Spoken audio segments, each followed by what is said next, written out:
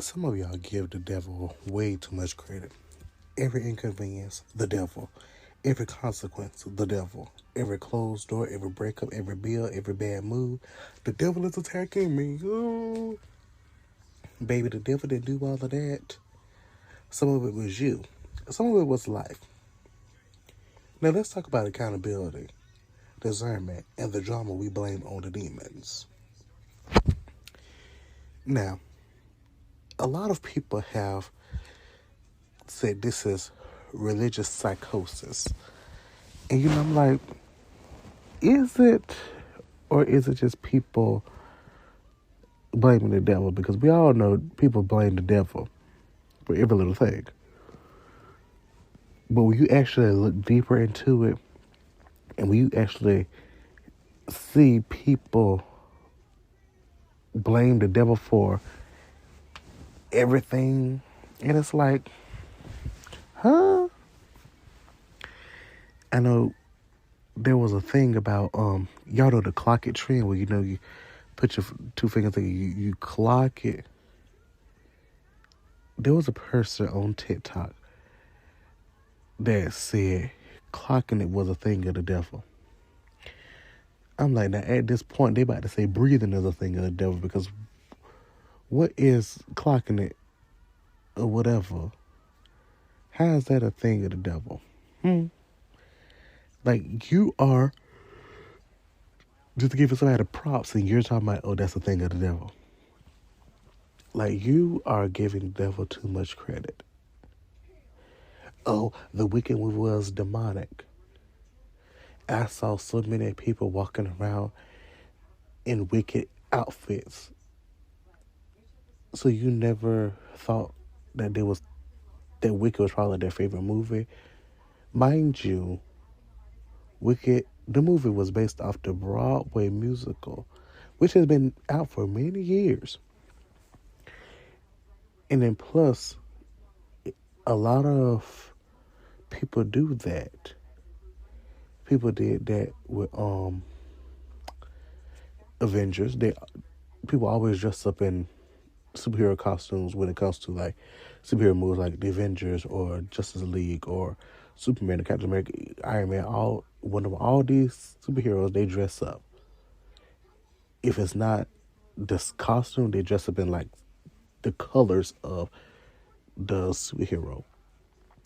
And I was like, well, how was them dressing up demonic? And first and foremost, you already know what the movie is called. It's called Wicked. So why are you doing that? And then there was this lady that was on TikTok said that the Wicked movie was so demonic that it attacked her children. Now, y'all, stay with me on this right here, because the way this woman described everything, I just had to laugh, because ain't no way you came up with that good. Okay, so this mother said that she took her kids to see Wicked. She thought it was going to be a pretty princess movie. If you don't know what she means by it, she thought it could be like a little Barbie movie. Barbie and the Princess Power, or Barbie and Emerald City Girls. So she was like, when they got home, her oldest one got the broom and was on the roof. Then she said her other two, I think she had 3 children. She said the other 2 were running around the house casting spells. It's just like, my oldest went on top of the roof and got the broom and was going and tried to fly.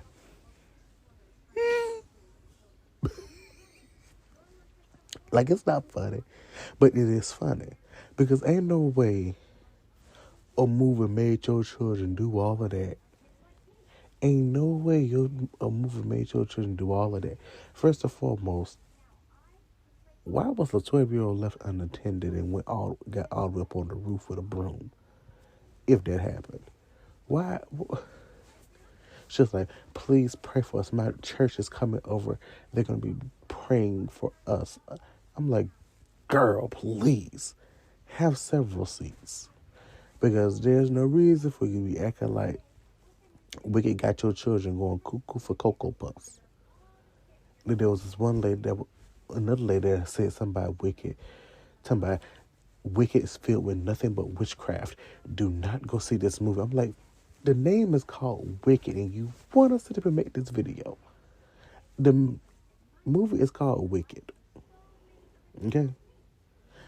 She went on to say that they are trying to get into our minds. Baby, if a movie is trying to get into your minds, then something's wrong with you. That's all I got to say about that. If a movie is getting into your mind and go make you go cuckoo for Cocoa Puffs, that is your fault. Your problem. So there's another lady.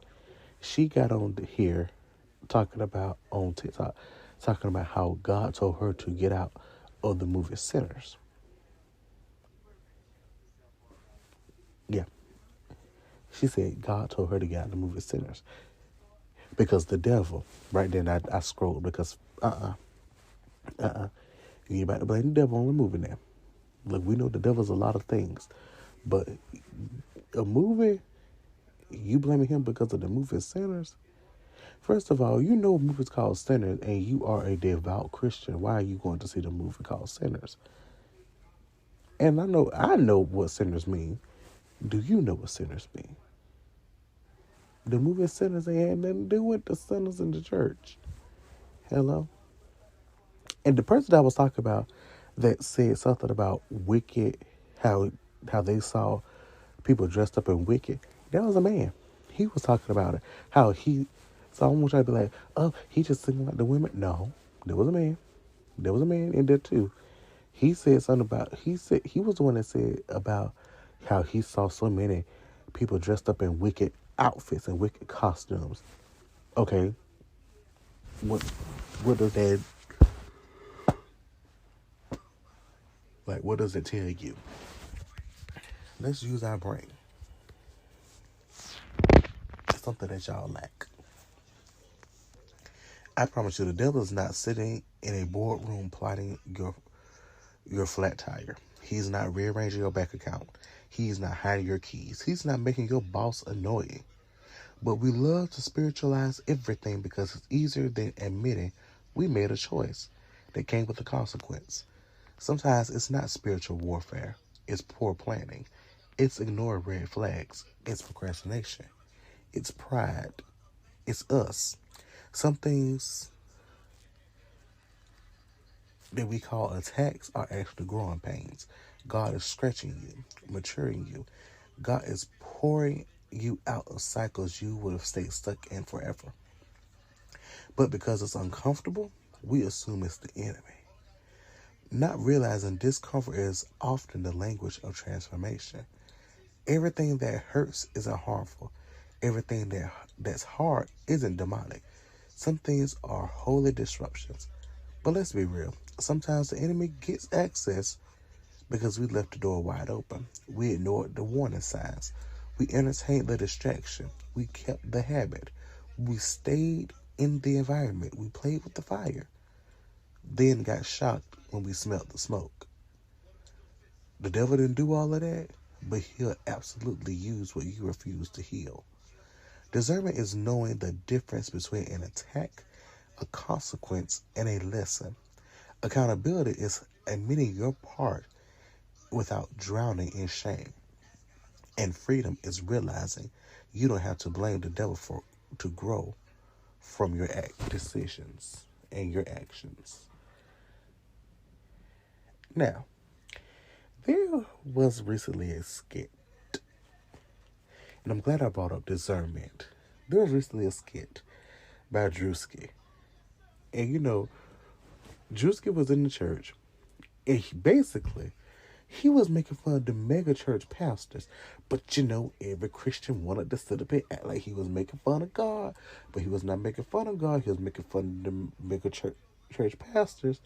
And he had on the same jacket that a certain pastor had on. Y'all already know the pastor I don't like, Pastor Mike Todd, the one. Yeah. hmm Something about Mike Todd just rubs my spirit the wrong way. And I got that discernment to see, and I'm like, you know what? You ain't, no, you ain't of God. You ain't, it's you. Something is wrong with you. I don't, no, I can't fool with you. I don't like you. And it's really hard for me not to like somebody. You have to do something bad for me not to like you. And Mike Todd right there, that thing right there. No, I love somebody. And my thing is, we see what these mega church pastors do. Drewska made fun of them, but y'all thought Drewska making fun of God.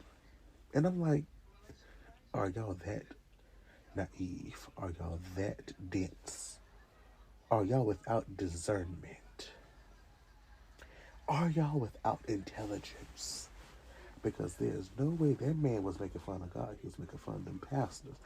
He dressed up as Mike Todd. Mike Todd had the same jacket on. I think it was a couple of Sundays ago, or whenever. Just gave him the same jacket Mike Todd had, and it was like, okay, now this, now you right, you was funny. You is funny. And there was another part of it. There's another part where he was in the office and said how the megachurch pastors are. They have all the money and everything, which is true because tell me why you driving a Bentley, you got a Rolls Royce at your house with a Bugatti in the garage, and you live in a 2-story, 3-story house. Your house is worth 3.2 million, and Sister Shirley is out here struggling. Tell me why. Tell me why. And my thing is, for you to sit up here and say, oh, you're the pastor of this, you're the pastor of that, and you are sitting up here basically taking from the church. You're not trying to do anything with that money. You're not trying to. We always say, whenever we do tithes and offering, I know in my church we always say we're using this to use this to. No, what's the word? What's the saying? Use for the upbuilding of your kingdom. God, I don't even know, but I know. Use for the upbuilding of your kingdom. That's what we say when we do tithes and offering. And my thing is, okay, so these mega churches have all this money. The pastors come around up in here in Gucci, Prada, uh, Yves Saint Laurent, and all these other designers, all Ralph Lauren, Jacquemus, whatever, and all these other designers. I'm like, okay, so how are you getting that money? How are you getting that money now? Because why aren't there improvements going on around in the church? For you to be this big mega church, why aren't there any improvements? Because first of all, this is God's kingdom. Part of God's kingdom right here, the church. Heaven is God's kingdom. The churches are an extension of the kingdom. So why aren't you using this money to kind of, I don't want to say spruce it up, but kind of, okay, the bathrooms are not up to par, okay, money goes there. Why aren't you using this money as a way to kind of like build a church, probably give some of charity, or probably help out some of these people in your church? But some of y'all would get mad at Drewski for no reason. Like, how will you get mad at him for what these mega preachers are doing? Like, you getting mad at him for no reason now. But you was right there on the front row writing out $1,000 check to the church. I know they say give what your heart desire, but baby, you writing out $1,000 check. Well, you know you probably could have used that money for some food, some groceries, something dealing with the house, because you know good and well something's going on in your house. You probably could use that money for the house, or probably could pay did something with your child, because you know your child probably go be playing in sports or whatever. Your child might probably want to join a band. You already know band dues. Baby, I was a band for 4 years in high school. Band dues. When that senior rolled around, zero it out. Band dues, zero it out. But anyway, not about me. But still though. And then you're seeing some of these, okay, what gets me is when we have anniversary and them doing them tithes and offering. When here I go, I got $500. If I had $500, um, you think I would give it to y'all? I mean, I'm just saying, because we have all felt like that. Like, if I had $500, like, you think I might give it to you? God on my heart. But anyway, thank y'all for listening to this episode of the Christian J Show. And please, y'all, if you got religious psychosis, seek help. Because the devil ain't do all of that. He may be a lot of things, but he ain't do all that what you going on and on about. Stop blaming him for every little thing. If you stubbed your toe, don't sit up and say, oh, the devil made me do it. No. You stubbed your toe because you're clumsy. If you cheated on your spouse, don't sit up and be like, oh, the devil made me do it. No. You cheated because you a bastard. And I said what I said. Thank you so much.